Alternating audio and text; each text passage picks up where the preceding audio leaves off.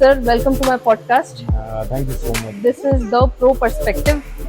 और जब भी आपके बारे में दिमाग में ख्याल आता है, तीन चीजें आती हैं: किसान के बेटे, यूपी पुलिस में भर्ती, और तीसरी आती है दमदार एक्टर। सर, ये जो जर्नी है बड़ी रोमांचक रही होगी, आई एम श्योर। आप आज जिस मुकाम पर हैं, क्या डे वन से यही आपका टारगेट था? आपसे कि जब मैं क्लास 6 में मैं पढ़ता था, मुझे याद है अभी भी, क्लास 6 में जब मैं पढ़ता था तो अपने दोस्तों के साथ, किसान का बेटा था, गांव में रहता था, बड़ी ट्रेडिशनल फैमिली थी। और सिनेमा में काम करना उस वक्त बहुत बड़ा, मतलब ऐसा लगता था कि मतलब काम आज जैसे कई प्लेटफॉर्म हो गए हैं तो बड़ी आसान सा लगता है, कुछ नहीं तो रील बना के भी लोग हिट हो रहे हैं। जी जी। तो उस समय ऐसा नहीं था, तो लेकिन मैं सोचता था कि मैं बनूंगा तो हीरो ही बनूंगा। अच्छा। दिमाग में कुछ एक्टर का कुछ ऐसा कुछ नहीं था, क्योंकि गांव में रहता था तो गांव वहाँ पर कुछ ऐसा सेटअप नहीं था, कुछ ऐसा इंफ्रास्ट्रक्चर नहीं था कि हम थिएटर करें, कुछ करें, या ऐसे लोग नहीं थे। जी दिमाग में पता नहीं कहाँ से आया, ये मैं खुद भी नहीं सोच पाता हूँ कि कहाँ से आया। हाँ, सिनेमा देखने का शौक बहुत था, जी। तो ये था कि मैं एक्टर बनूंगा। मुझे अगर कुछ भी करना है तो मुझे फेमस होना है, नाम कमाना है, मुझे हीरो बनना है, ये मेरे दिमाग में शुरू से था। जी सर। पुलिस की जॉब बिल्कुल भी मेरे दिमाग में नहीं थी, और कभी भी ऐसा नहीं कि मुझे पुलिस बनना है, पुलिस वाला बनना है। जी। ये एक इत्तेफाक था, और उसकी भी एक कहानी है, स्टोरी है कि किस तरीके से मैं पुलिस में आ गया।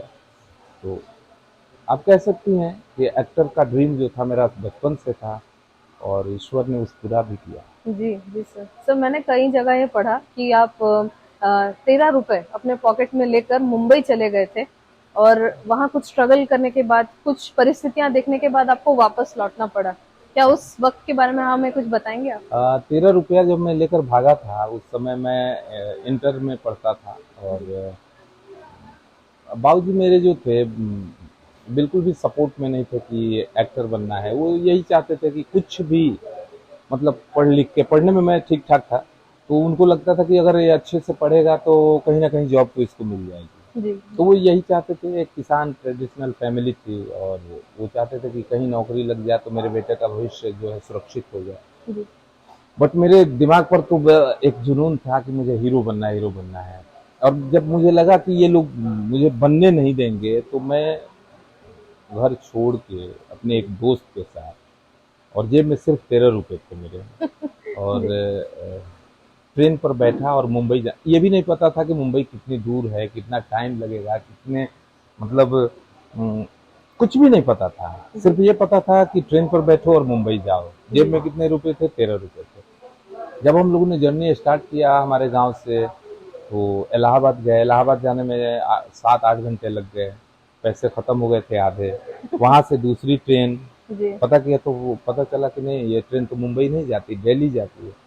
मुंबई की ट्रेन में बैठे, जबलपुर रात में पहुंची वो ट्रेन। तब तक में हम लोगों के पैसे खत्म हो गए थे, 1 रुपए बचे थे।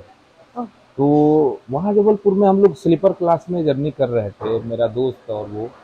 तो रात में स्लीपर क्लास में उस वक्त कोई जर्नी नहीं कर सकता था, तो जितने WT वाले थे, विदाउट टिकट वाले, उन सबको उतार दिया गया। अच्छा। पुलिस आई और उतार दिया। बाप रे। स्टेशन पर जब हम लोग बैठे तो दोस्त ने कहा कि अरे यार, अभी तो हम लोगों को जबलपुर से जाने में 24 घंटे लगेंगे, 20 घंटे लगेंगे, 1 रुपया, हम लोग तो भूखों मर जाएंगे। हम्म। छोटा बच्चा था, लेकिन अब उस वक्त भी मेरे दिमाग में नहीं था, नहीं यार मैं मुंबई जाऊंगा, बैक नहीं जाना है। जी उसने मोटिवेट किया जी। और मुझे समझा ले गया। वहीं से हम लोग बैक अपने गांव आ गए। हम्म। और मुझे याद है कि भूख क्या होती है पहली बार मुझे पता चला, क्योंकि फिर वहां से जो 14-15 घंटे की जर्नी हम लोगों ने की, तो जी बिना खाए पिए हम लोगों ने जर्नी किया था। तो ऐसा है कि वो फर्स्ट टाइम मैं मुंबई नहीं पहुंच पाया था। जी। उसके 2 महीने 3 महीने बाद, क्योंकि अब वो तो पागलपन दिमाग पर बिल्कुल वो हो गया था कि अब तो जाना है तो पूरी तैयारी के साथ जाना है। और फिर दोस्तों ने पैसे इकट्ठे किए, 500-600 रुपये इकट्ठे करके फिर उन्होंने मुझे दिए, और सेकंड टाइम मैं मुंबई गया और वहाँ स्ट्रगल किया मैं। मुझे याद है 1 साल रहा था मैं वहाँ, और वॉचमैन की नौकरी करता था मैं। रात में वॉचमैन की नौकरी करता था। और वो एक जर्नी थी उस ये समय सिनेमा का इंटर के बाद की बात है, इंटर मतलब के आप बाद एकदम की बात यंग है। हाँ, इंसान यंग थे जाके सिक्योरिटी गार्ड की जॉब कर रहे हैं। और घर का बड़ी लाडला था मैं।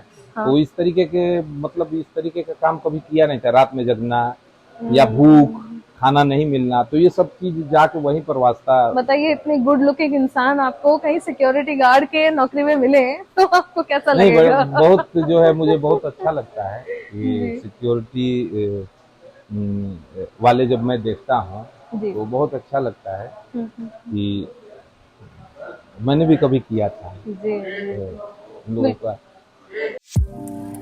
Subscribe to The Pro Perspective. Stay tuned for more.